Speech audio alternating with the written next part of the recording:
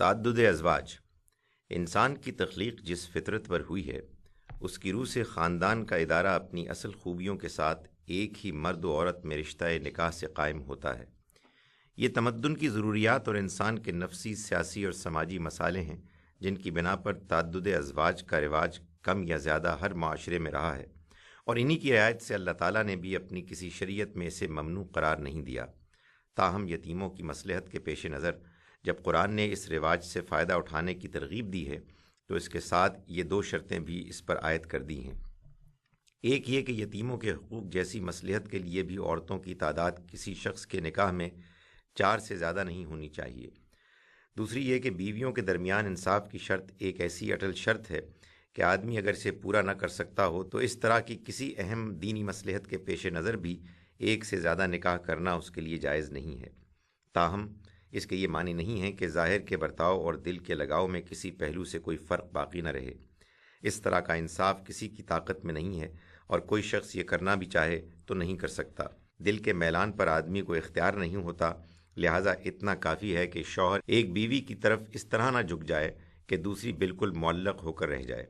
نکاح یتیموں کے حقوق کی نگہداشت کے لیے کیا گیا ہو یا کسی اور مقصد سے، مہر اور عدل عورت کا حق ہے اور یہ نہایت خوش دلی کے ساتھ ادا ہونا چاہیے، لیکن اگر اندیشہ ہو کہ بیویوں میں برابری کے حقوق پر اصرار کے نتیجے میں شوہر بیوی سے بے پرواہی برتے گا یا پیچھا چھڑانے کی کوشش کرے گا تو اس میں حرج نہیں کہ دونوں مل کر آپس میں کوئی سمجھوتا کر لیں۔ مباشرت کے حدود۔ حیض و نفاس کے دنوں میں میاں بیوی کا جنسی تعلق ممنوع ہے۔ یہ پابندی خون کے بند ہو جانے تک ہے، اس کے بعد یہ باقی نہیں رہتی، لیکن صحیح طریقہ یہ ہے کہ جب عورت نہا دھو کر پاکیزگی حاصل کر لے تب اس سے ملاقات کی جائے، اور لازماً اسی راستے سے کی جائے جو اللہ نے اس کے لیے مقرر کر رکھا ہے۔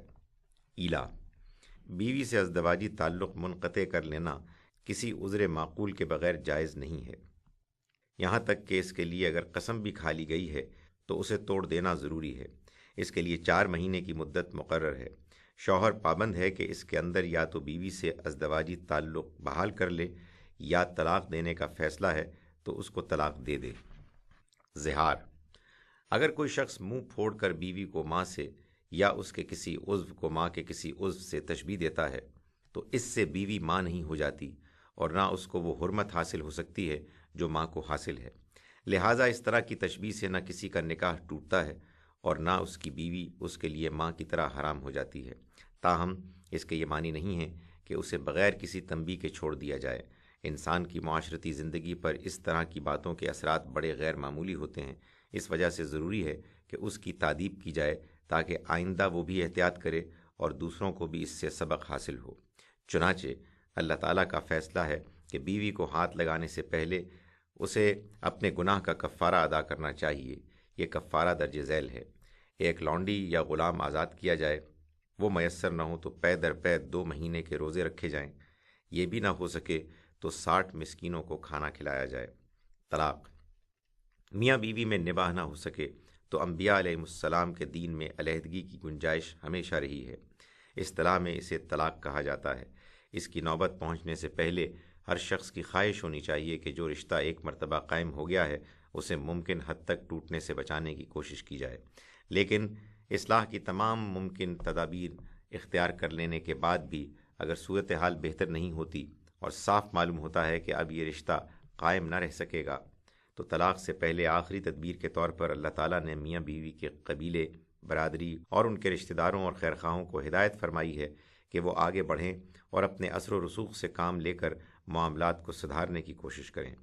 اس کی صورت یہ بتائی گئی ہے کہ ایک حکم میاں اور ایک بیوی کے خاندان میں سے منتخب کیا جائے اور وہ دونوں مل کر ان میں صلح کرائیں۔ اس سے توقع ہے کہ جس جھگڑے کو فریقین خود طے کرنے میں کامیاب نہیں ہو سکے وہ خاندان کے بزرگوں اور دوسرے خیرخواہوں اور ہمدردوں کی مداخلت سے طے ہو جائے۔ مرد خاندان کا سربراہ ہے، پھر نان و نفقہ اور دوسرے اخراجات کی ذمہ داری بھی اسی پر ہے، اس لیے طلاق کا حق بھی اسے ہی دیا گیا ہے۔ چنانچہ عورت اگر علیحدگی چاہے تو وہ طلاق دے گی نہیں بلکہ شوہر سے طلاق کا مطالبہ کرے گی۔ عام حالات میں توقع یہی ہے کہ ہر شریف النفس آدمی نباہ کی کوئی صورت نہ پا کر یہ مطالبہ مان لے گا، لیکن اگر ایسا نہ ہو تو عورت عدالت سے رجوع کر سکتی ہے جو شوہر کو طلاق دینے کا حکم دے گی یا فسخ نکاح کا فیصلہ کر دے گی۔ شوہر خود طلاق دے یا بیوی کے مطالبے پر اسے علیحدہ کر دینے کا فیصلہ کرے، دونوں ہی صورتوں میں اس کا جو طریقہ قرآن میں بتایا گیا ہے وہ درج ذیل ہے۔ طلاق عدت کے لحاظ سے دی جائے گی، اس کے معنی یہ ہیں کہ بیوی کو فوراً علیحدہ کرنے کے لیے طلاق دینا جائز نہیں ہے۔ یہ جب دی جائے گی ایک متعین مدت کے پورا ہو جانے پر مفارقت کے ارادے سے دی جائے گی۔ عدت کا لفظ اصطلاح میں اس مدت کے لیے استعمال ہوتا ہے جس میں بیوی شوہر کی طرف سے طلاق یا اس کی وفات کے بعد کسی دوسرے شخص سے نکاح نہیں کر سکتی۔ یہ مدت چونکہ اصلاً مقرر ہی اس لیے کی گئی ہے کہ عورت کے پیٹ کی صورتحال پوری طرح واضح ہو جائے، اس لیے ضروری ہے کہ بیوی کو حیض سے فراغت کے بعد اور اس سے زن و شوق کا تعلق قائم کیے بغیر طلاق دی جائے۔ عدت کا شمار پوری احتیاط کے ساتھ کرنا چاہیے۔ طلاق کا معاملہ نہایت نازک ہے، اس سے عورت اور مرد اور ان کی اولاد اور ان کے خاندان کے لیے بہت سے قانونی مسائل پیدا ہوتے ہیں۔ اس لیے ضروری ہے کہ جب طلاق دی جائے تو اس کے وقت اور تاریخ کو یاد رکھا جائے، اور یہ بھی یاد رکھا جائے کہ طلاق کے وقت عورت کی حالت کیا تھی، عدت کی ابتدا کس وقت ہوئی، یہ کب تک باقی رہے گی اور کب ختم ہو جائے گی۔ عدت کے پورا ہونے تک شوہر کو رجوع کا حق ہے۔ شوہر رجوع نہ کرے تو عدت کے پورا ہو جانے پر میاں بیوی کا رشتہ ختم ہو جائے گا۔ چنانچہ یہ خاتمے کو پہنچ رہی ہو تو شوہر کو فیصلہ کر لینا چاہیے کہ اسے بیوی کو روکنا ہے یا رخصت کر دینا ہے۔ دونوں ہی صورتوں میں اللہ کا حکم ہے کہ معاملہ معروف کے مطابق یعنی بھلے طریقے سے کیا جائے۔ اس باب میں جو ہدایات خود قرآن میں دی گئی ہیں وہ یہ ہیں: اولاً بیوی کو کوئی مال، جائیداد، زیورات اور ملبوسات وغیرہ خواہ کتنی ہی مالیت کے ہوں، اگر تحفے کے طور پر دیے گئے ہیں تو ان کا واپس لینا جائز نہیں ہے۔ نان و نفقہ اور مہر تو عورت کا حق ہے، ان کے واپس لینے یا کرنے کا سوال ہی پیدا نہیں ہوتا۔ ان کے علاوہ جو چیزیں دی گئی ہوں ان کے بارے میں بھی قرآن کا حکم ہے کہ وہ ہرگز واپس نہیں لی جا سکتی۔ اس سے دو صورتیں البتہ مستثنیٰ ہیں۔ ایک یہ کہ میاں بیوی میں حدود الہی کے مطابق نباہ ممکن نہ رہے، معاشرے کے ارباب حل و عقد بھی یہی محسوس کریں، لیکن میاں صرف اس لیے طلاق دینے پر آمادہ نہ ہو کہ اس کے دیے ہوئے اموال بھی ساتھ ہی جائیں گے، تو بیوی یہ اموال یا ان کا کچھ حصہ واپس کر کے شوہر سے طلاق لے سکتی ہے۔ اس طرح کی صورتحال اگر کبھی پیدا ہو جائے تو شوہر کے لیے اسے لینا ممنوع نہیں ہے۔ دوسری یہ کہ بیوی کھلی ہوئی بدکاری کا ارتکاب کرے، اس سے میاں بیوی کے رشتے کی بنیاد ہی چونکہ منہدم ہو جاتی ہے، لہٰذا شوہر کے لیے جائز ہے کہ اس صورت میں وہ اپنا دیا ہوا مال اس سے واپس لے لے۔ ثانیاً، عورت کو ہاتھ لگانے یا اس کا مہر مقرر کرنے سے پہلے طلاق دے دی جائے تو مہر کے معاملے میں شوہر پر کوئی ذمہ داری نہیں ہے، لیکن مہر مقرر ہو اور ہاتھ لگانے سے پہلے طلاق کی نوبت پہنچ جائے تو مقررہ مہر کا نصف ادا کرنا ہوگا، الا یہ کہ عورت اپنی مرضی سے پورا چھوڑ دے یا مرد پورا ادا کر دے۔ ثالثاً، عورت کو کچھ سامان زندگی دے کر رخصت کیا جائے۔ قرآن نے اسے اللہ سے ڈرنے والوں اور احسان کا رویہ اختیار کرنے والوں پر ایک حق قرار دیا ہے۔ اس کی مقدار سوسائٹی کے دستور اور مرد کے معاشی حالات کی رعایت سے متعین کی جائے گی۔ طلاق اگر عورت کو ہاتھ لگائے بغیر یا مہر مقرر کیے بغیر بھی دی گئی ہے تو اللہ تعالیٰ کا ارشاد ہے کہ یہ حق ادا ہونا چاہیے۔ عدت کے دوران میں شوہر رجوع کر لے تو عورت بدستور اس کی بیوی رہے گی۔ طلاق اور طلاق کے بعد رجوع کا یہ حق ہر شخص کو ایک رشتہ نکاح میں 2 مرتبہ حاصل ہے۔ اس کے بعد یہ حق باقی نہیں رہتا۔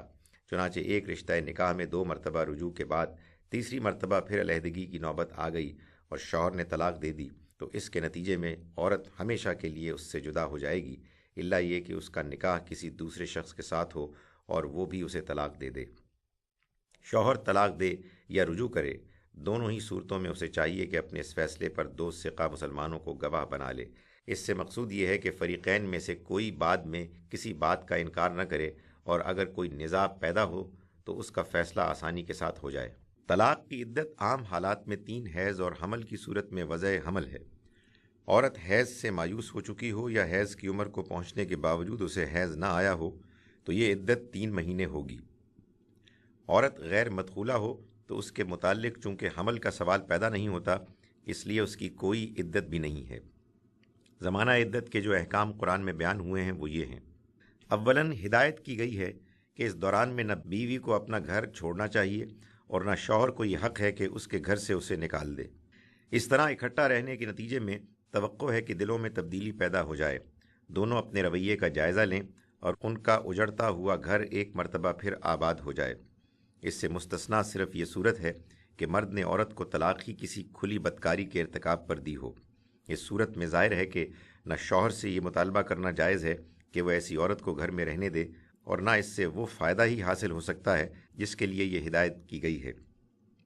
ثانیاً فرمایا ہے کہ عدت کے دوران میں وہ عورت کو اپنی حیثیت کے مطابق رہنے کی جگہ اور نان نفقہ فراہم کرے گا، اور اس عرصے میں کوئی ایسا طریقہ اختیار نہیں کرے گا جس سے اس کی خودداری مجروح ہو اور وہ چند ہی دنوں میں پریشان ہو کر اس کا گھر چھوڑنے کے لیے مجبور ہو جائے۔ ثالثاً زمانہ عدت میں عورت اپنا حمل چھپانے کی کوشش نہیں کرے گی۔ اللہ تعالیٰ نے نہایت سختی کے ساتھ اس کی تاکید فرمائی ہے، اس لیے کہ عدت کا حکم دیا ہی اس لیے گیا ہے کہ عورت کے حاملہ ہونے یا نہ ہونے کا فیصلہ ہو جائے۔ طلاق کے بعد بھی اگر طلاق دینے والا شوہر یہ چاہتا ہے کہ عورت اس کے بچے کو دودھ پلائے تو اسے 2 سال تک یہ ذمہ داری پورا کرنی چاہیے۔ عورت اس کے لیے آمادہ ہو تو مرد اسے اس خدمت کا معاوضہ ادا کرے گا، اور یہ معاوضہ باہمی مشورے سے اور بھلے طریقے سے طے کیا جائے گا۔ بچے کا باپ وفات پا چکا ہو تو بعین ہی یہی پوزیشن مذکورہ ذمہ داریوں اور حقوق کے معاملے میں اس کے وارث کی ہوگی۔ فریقین یہ مدت کم بھی کر سکتے ہیں، اور بچے کا باپ یا اس کے ورثاء ماں کی جگہ کسی اور عورت سے دودھ پلوانا چاہیں تو اس کی بھی اجازت ہے، بشرطے کہ اس کی ماں سے دینے دلانے کی جو قرارداد ہوئی ہے وہ پوری کر دی جائے۔ طلاق کے بعد عورت کے کسی فیصلے میں رکاوٹ بننے کا حق پہلے شوہر کے لیے باقی نہیں رہتا۔ وہ جب چاہے اور جہاں چاہے شادی کر سکتی ہے۔ اس کا یہ فیصلہ اگر دستور کے مطابق ہے تو اس پر کسی اعتراض کی گنجائش نہیں ہو سکتی۔ شوہر کی وفات۔ بیوہ کی عدت 4 مہینے 10 دن ہے۔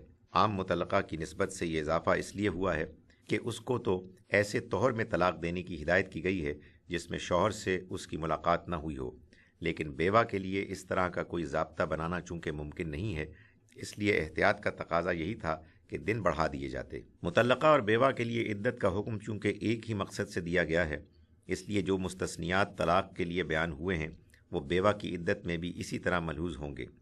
چنانچہ بیوہ غیر مدخولہ کے لیے کوئی عدت نہیں ہوگی، اور حاملہ کی عدت وضع حمل کے بعد ختم ہو جائے گی۔ عدت گزرنے کے بعد عورت آزاد ہے اور اپنے معاملے میں جو قدم مناسب سمجھے اٹھا سکتی ہے۔ معاشرے کے دستور کی پابندی البتہ اسے کرنی چاہیے، یعنی کوئی ایسا کام نہیں کرنا چاہیے جس سے متعلق خاندانوں کی عزت، شہرت، وجاہت اور اچھی روایات کو نقصان پہنچنے کا اندیشہ ہو۔ یہ ملحوظ رہے تو اس پر یا اس کے اولیاء پر کوئی الزام عائد نہیں ہوتا۔ اگر کوئی شخص بیوہ سے نکاح کرنا چاہتا ہو تو عدت کے دوران میں وہ یہ تو کر سکتا ہے کہ اپنے دل میں اس کا ارادہ کر لے یا اشارے کنائے میں کوئی بات منہ سے نکال دے، لیکن اس کے لیے ہرگز جائز نہیں ہے کہ ایک غم زدہ خاندان کے جذبات کا لحاظ کیے بغیر عورت کو نکاح کا پیغام بھیجے یا کوئی خفیہ عہد و پیمان کرے۔ شوہروں کے لیے ضروری ہے کہ وہ اپنی بیواؤں کے لیے 1 سال کے نان و نفقے اور اپنے گھروں میں سکونت کی وصیت کر جائیں، الا یہ کہ وہ خود اپنی مرضی سے شوہر کا گھر چھوڑ دیں یا اس نوعیت کا کوئی دوسرا اقدام اٹھا لیں۔